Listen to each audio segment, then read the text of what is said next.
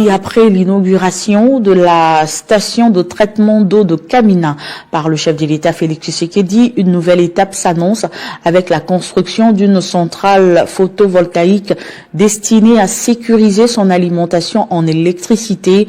Porteuse de plusieurs projets énergétiques à travers le pays, l'entreprise Seco Congo relance également le chantier de la centrale de Tchala au Kasaï oriental tout en revendiquant d'importants investissements sur fonds propres et 10 mois de prise en charge des salaires des agents de l'NRK.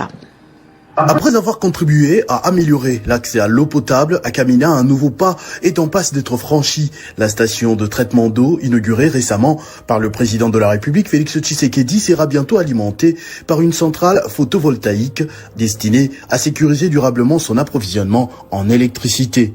Ce projet stratégique, confié par le gouvernement à Seco Congo, s'inscrit dans la volonté d'étendre l'accès à une énergie fiable au service des populations. Mais derrière cette avancée se cache un parcours marqué par de nombreux obstacles.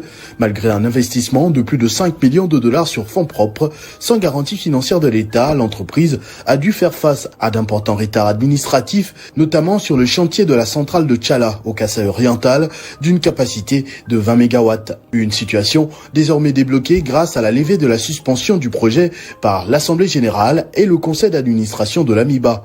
Cette décision a été entérinée lors d'une réunion entre les responsables des Seco Congo, le président du conseil d'administration de l'AMIDA et les directeurs de cabinet du ministre du portefeuille, ouvrant la voie à la reprise des travaux. Au-delà des infrastructures, l'entreprise met également en avant son engagement social. Depuis 10 mois, elle assure sur ses propres ressources les paiements de salaire des agents de l'NRK affectés à la production et à la commercialisation de l'électricité. Forte des réalisations telles que la centrale hydroélectrique de Kamituga, Seco Congo entend poursuivre son expansion avec notamment la réhabilitation de la centrale de Kilubi en partenariat avec l'ANSER dans l'objectif de renforcer durablement l'offre énergétique en République démocratique du Congo.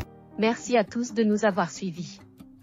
Aimez et abonnez-vous massivement à notre chaîne YouTube Tribeca Media. Au revoir et à la prochaine.